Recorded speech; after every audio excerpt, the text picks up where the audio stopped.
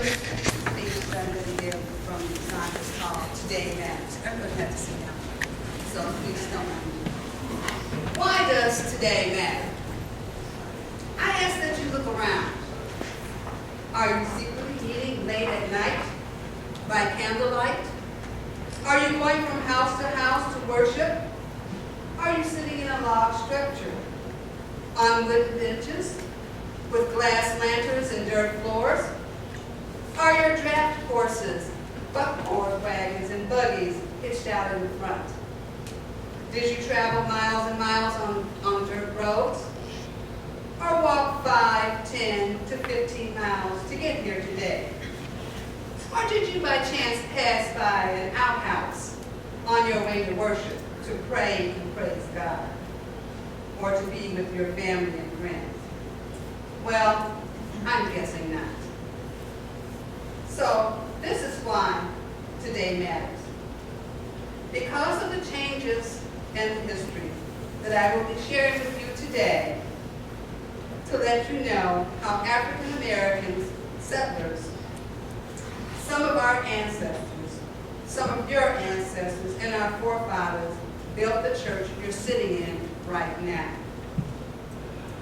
Today we are sitting here in a church with electricity, on benches with pads, with inside plumbing.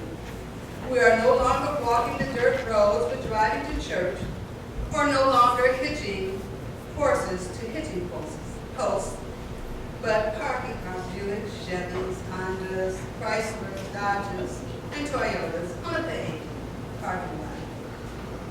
And again, let me add how we got here today and why today matters. Because our forefathers, those traveling from the southern states, were filled with anticipation of an unfamiliar land, searching for free soil and for a better life. They found it here in Cass County.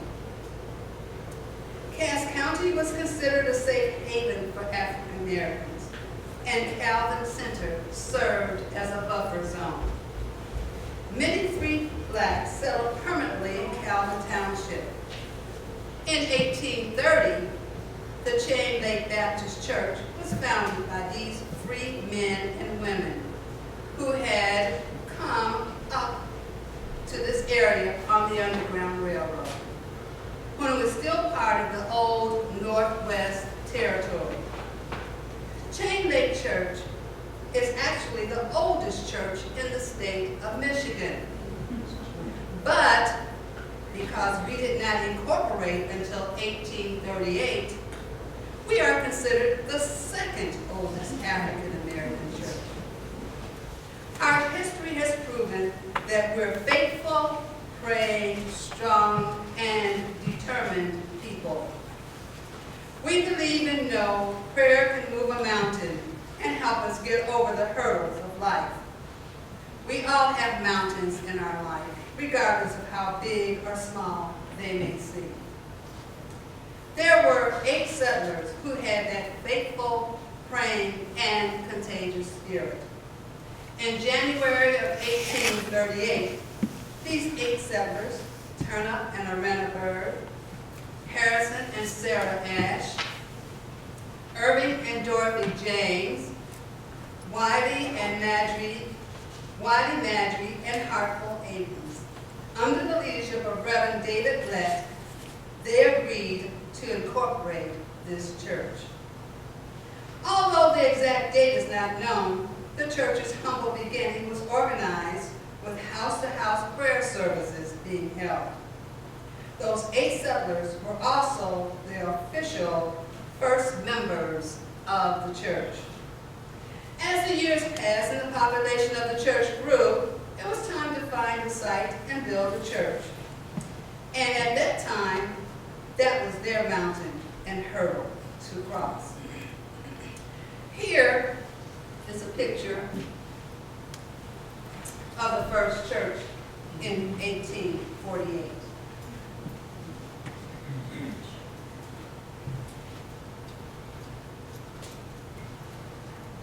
In 1848, a site was found in Calvin Township, Cass County, Michigan.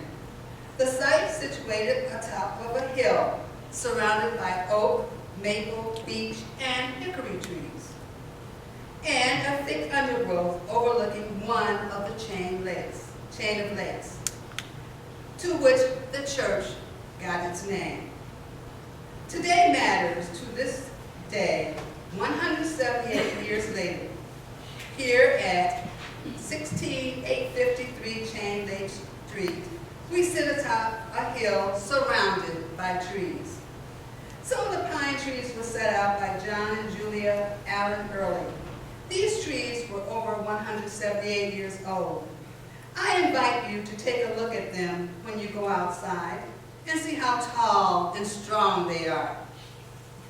They are standing steadfast and unmovable on top of this hill, overlooking Chain Lake. In 1850, the members of the church determined that this would be the site, and it took them 2 years to clear this site. And as I said, upon this site was the log cabin structure that I just showed a picture.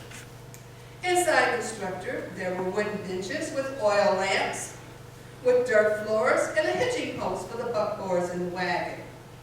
The log cabin was built on the corner east of the church, and where our present cemetery is today. In 1853, when the slave system still held fast in the South, and with the church being against slavery, and at that time, the church was being used for more than religious reasons or services, the Michigan Anti-Slavery Baptist Association was formed, to which people from Niles, Detroit, Battle Creek, and Kalamazoo were present here for their meetings. After the Civil War, the association's name was changed to the Chain Lake Baptist Association. Our forefathers of Calvin Township were prosperous people. Turner and White Arena Bird owned 56.8 acres of land.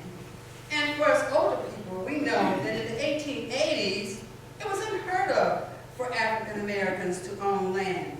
And to own 56 plus acres was unmentionable.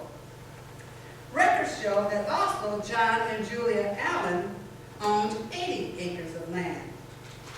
In 1856, the Birds donated land for the church cemetery, and later Henry Lane built the cobblestone steps that lead up to the cemetery.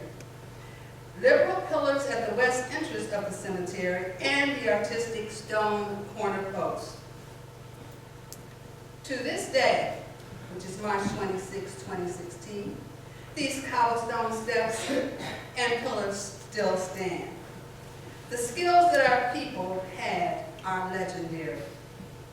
We've also been told that Chain Lake Cemetery is the first African American cemetery in the state of Michigan.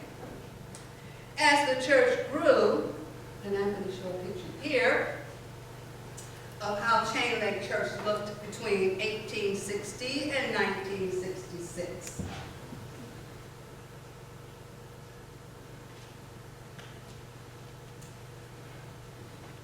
It was built to meet their needs, and changing times at a cost of $1,200.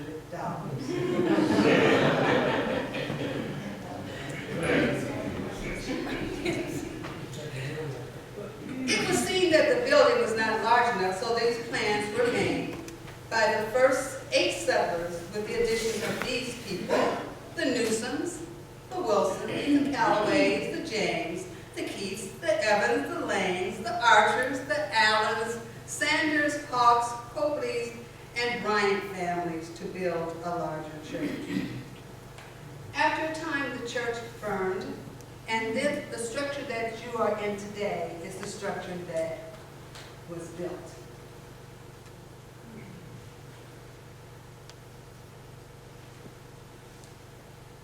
Okay.